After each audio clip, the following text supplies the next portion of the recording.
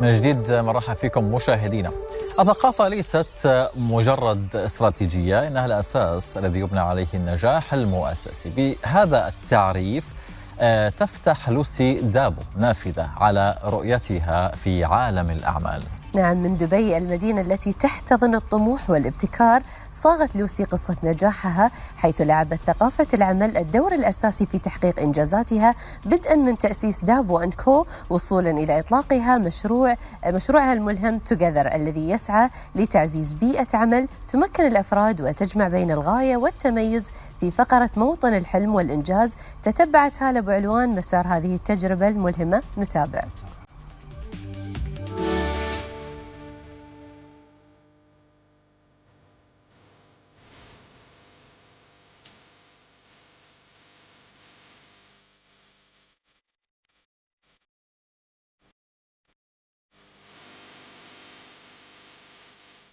بيسعدنا أن يكون معنا اليوم رائدة الأعمال لوسي دابو، مؤسسة شركة Together. Good morning, Lucy. Great to have you here. Good morning. Thank you, Hala, for having me. Thank you for being with us. Lucy, there's two key words you always say. Three, actually, to be accurate. People, purpose, and culture. And actually, when I was reading about you and watching stuff you say, it really resonates and made sense, specifically when we work in corporate world or we are entrepreneurs. Sometimes we start with the strategy, then we find the purpose. Sometimes we write the vision and mission, and then we decide, okay, is it in line with the purpose, and does it create the culture, which is the environment? And that's what you always fight for in a very empowering way.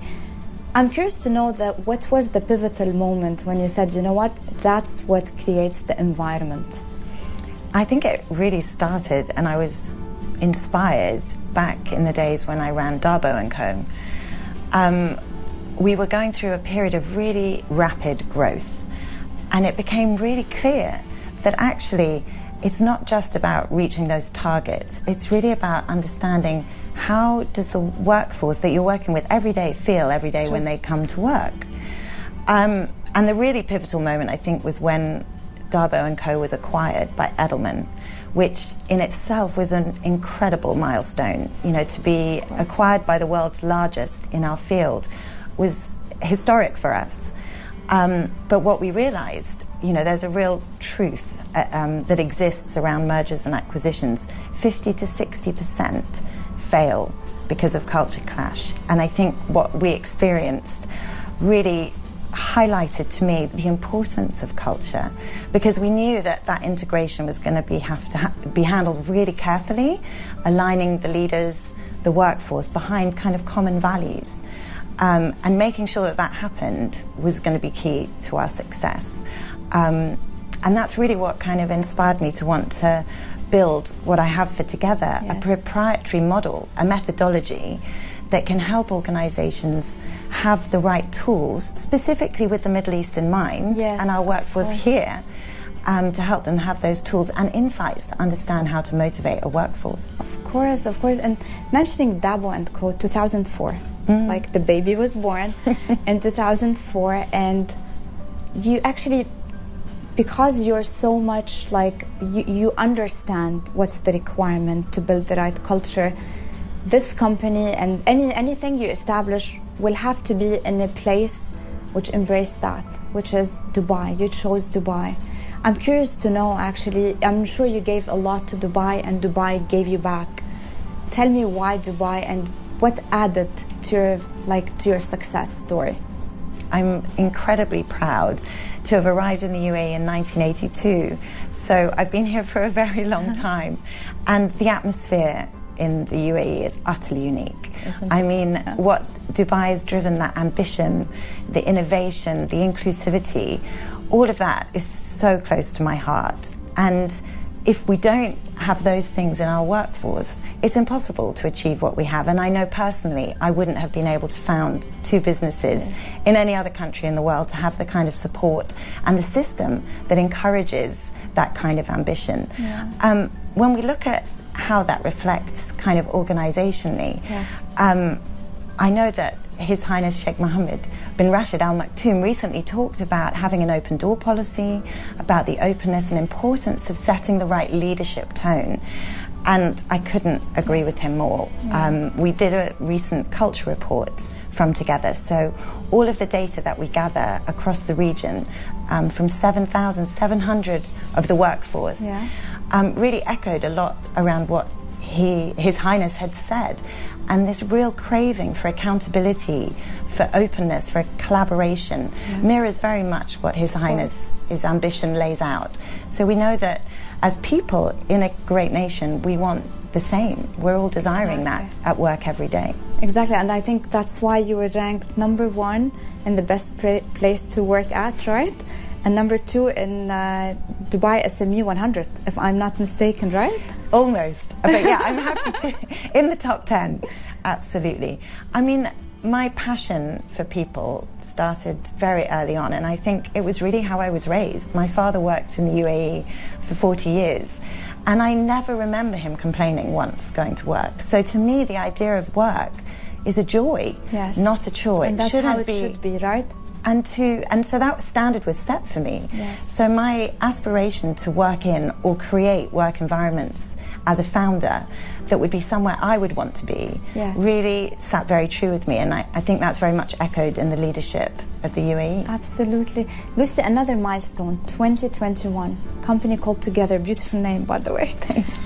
Tell me about this, this project or this company Together, and why it's different than Dabo and Co, for example. And I'm sure, like you were mentioning in the beginning, it was a huge learning experience, Dabo and Co, and the merger, the acquisition. I'm sure you took the crisp of the learning, process and added it together. If you can just walk us through this journey as well.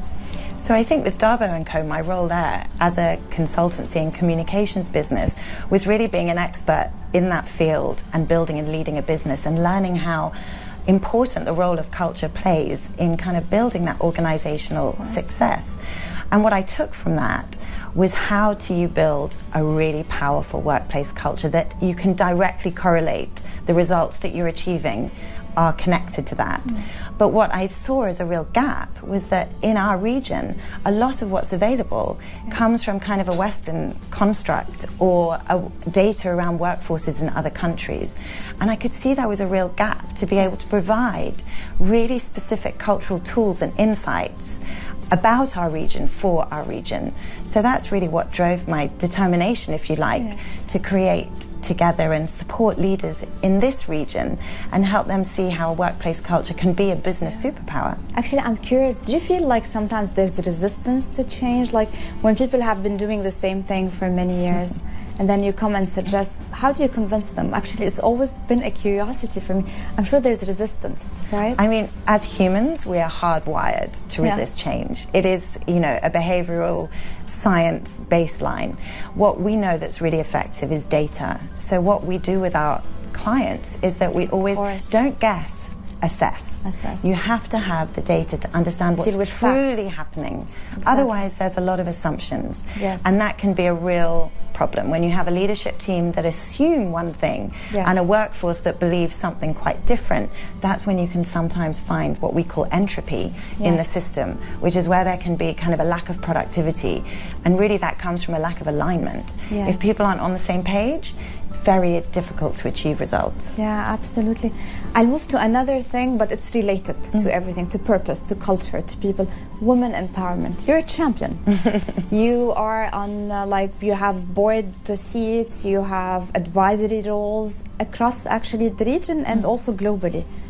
What's your message to women who are probably we are stuck in our own thoughts? We create our own sometimes prison, right? Yeah. With our thoughts, probably stereotypes, probably certain frames we put ourselves or other put us in, and we believe it. What's your message to them? I'm a fierce advocate for female empowerment and currently have an all-female team, and I have 2 daughters. So when I think about what female empowerment really means, I think to what I hope for my daughters in future. And I think the most important message is to all women, it's not a spectator sport. participate. We have to put ourselves forward. If we're not in the game, we'll never get a real opportunity. And I think so many of us spend so much time trying to reach perfection before we put ourselves forward for an opportunity. But really it's about development and growth.